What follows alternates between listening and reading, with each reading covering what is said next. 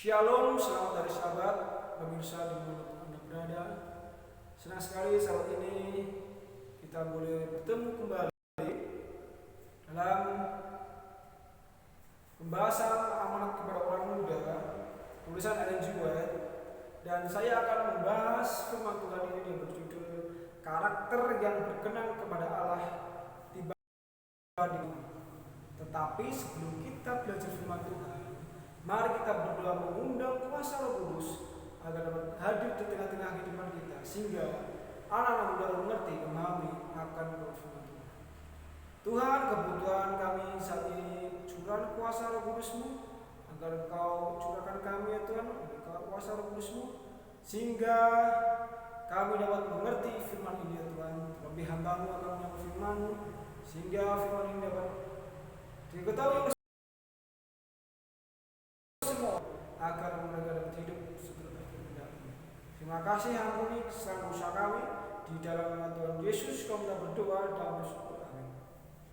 Baiklah, pembahasan amanat kepada muda tiba di pasal 45 yang berjudul karakter yang berkenan kepada Allah.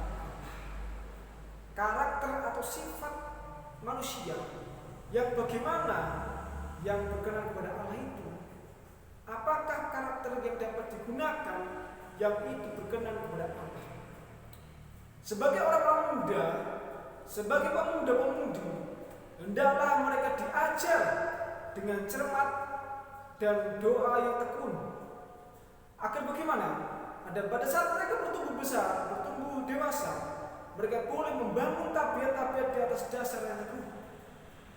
Alasan mengapa banyak orang muda banyak melakukan kesalahan yang menyebabkan karena mereka tidak mengindahkan, tidak peduli akan pengajaran pengalaman orang dewasa mereka. Sehingga bagaimana orang-orang muda ini perlu dididik, perlu diajar agar mereka dapat bertumbuh sesuai dengan tabiat Tuhan. Sehingga saat mereka bertumbuh dewasa, kehidupan mereka sesuai akan kehendak Tuhan. Nasihat para orang tua dan nasihat para guru kepada mereka dilupakan dan mereka menyerah kepada godaan musuh. Allah mengasihi kepada semua orang muda yang melihat di dalam mereka ada kemungkinan yang besar untuk kebaikan. Apabila mereka menyadari kebutuhan mereka akan Kristus dan membangun di atas dasar yang pasti, ia juga mengetahui cobaan yang mengintai mereka. Ia mengetahui bahwa mereka harus bergumul melawan kuasa-kuasa kegelapan yang berjuang menguasai pikiran manusia. Bagaimana anak-anak muda ini perlu dididik, perlu dibimbing bagaimana melalui firman Tuhan, melalui kebenaran Tuhan, Taurat, 10 hukum Taurat Tuhan. Mereka boleh mengetahui dan belajar firman Tuhan, sehingga pada masa dewasa mereka nanti, pada saat memasuki fase dewasa, mereka boleh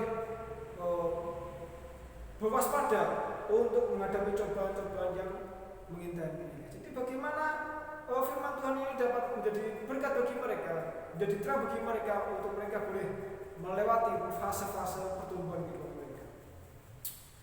Tabiat seseorang, tabiat anak-anak, tabiat orang muda itu tidak timbul atau bertumbuh secara kebetulan. Tidak boleh ditentukan oleh ledakan amarah satu langkah yang keliru. Jadi tabiat seseorang itu tidak ditentukan oleh sifat-sifat atau amarah yang langsung tiba-tiba. Itu ada tindakan yang diulang-ulang yang menyebabkannya menjadi kebiasaan yang dilakukan oleh seseorang dan membentuk karakter yang baik maupun yang jahat. Jadi karakter, kita dapat mengetahui karakter seseorang itu dari mana? Dari kita melihat, mengamati seseorang itu. Lama-lama ternyata karakter orang ini seperti ini, karakter orang ini seperti ini. Yang ini mudah marah, yang ini sabar, yang ini mudah emosi, yang ini sabar. Jadi kita harus mengamati terus, bukan hanya satu kali kita mengamati seseorang, tapi kita harus bergaul pada mereka agar kita boleh mengetahui karakter mereka masing-masing. Tabiat yang benar dapat dibentuk dengan ketekunan. Upaya yang tak lelah dengan memperbaiki tiap talenta dan kemampuan yang dipercayakan oleh kemuliaan Allah.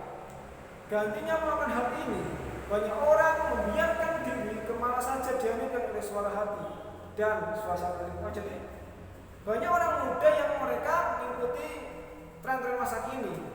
Contohnya Pada saat ada temannya yang mengajak merokok, mereka mengikutinya. Pada saat ada temannya mengajak minuman keras, mereka mengikutinya. Jadi mereka mengikuti apa yang mereka lakukan sekarang ini.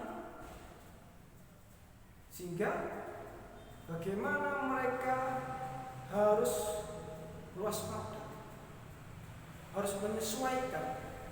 Ini salah atau enggak? Ini patut dilakukan atau tidak? Jadi mereka harus memiliki perlu pertimbangan mana yang baik, mana yang tidak pantas dilakukan. Hal ini bukan karena mereka kekurangan materi yang baik, tetapi karena mereka tidak menyadari pada waktu muda Allah mau mereka melakukan yang terbaik. Jadi bagaimana saat mereka masih muda, masih bertumbuh di dalam emosi mereka, Allah mau mereka melakukan yang terbaik, melakukan yang patuh yang dilakukan oleh karena mereka dan bertumbuh. Kalau orang muda masa kini mau berdiri seperti Daniel berdiri, mereka harus merentangkan tiap saraf dan otot rohani. Tuhan tidak ingin bahwa mereka tidak tetap bekerja. Ya, ingin mereka mencari dari yang terbaik. Tuhan rindu mereka mencapai anak tangga yang tinggi agar mereka langkah dari situ ke dalam kerajaan Allah. Jadi Allah pun rindu agar anak-anak muda dan mereka boleh bertumbuh secara rohani di dalam kehidupannya agar sesuai dengan kehendak Allah.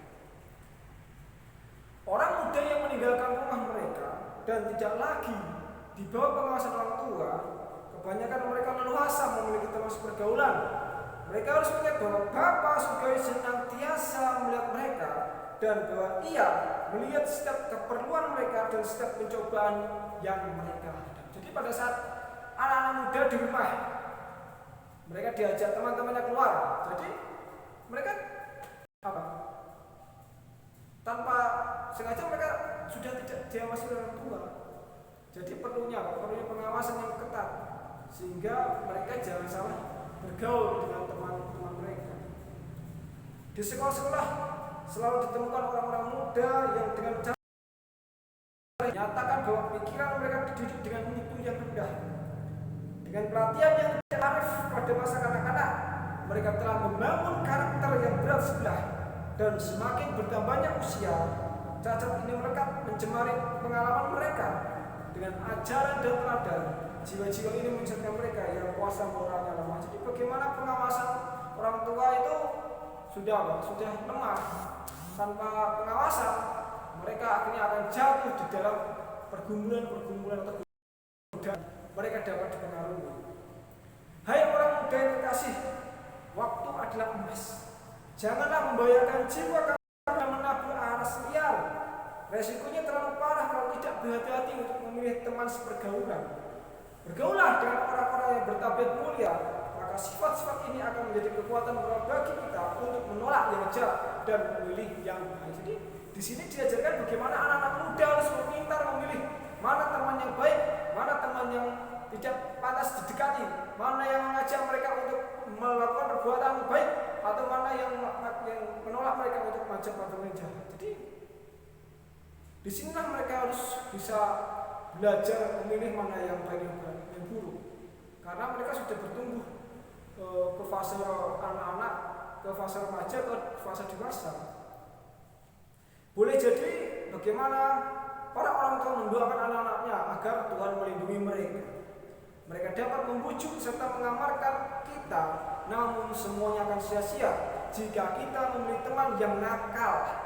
Jika kita melihat tidak ada bahaya nyata dan berpikir dapat berbuat baik dan juga yang salah sesuai dengan pilihan kita, maka kita tidak menyadari bahwa ragi kejahatan telah mencemari bahkan membusukkan pikiran kita. Jadi bagaimana kita harus pintar memilih teman yang baik untuk kita bergaul dengan mereka, atau teman yang tidak baik agar kita jauhi mereka, sehingga hidup kita selalu setuju dengan kita. Kristus satu-satunya lawan kita. Kristus telah menanggung derita, menanggung hina dan dilecehkan.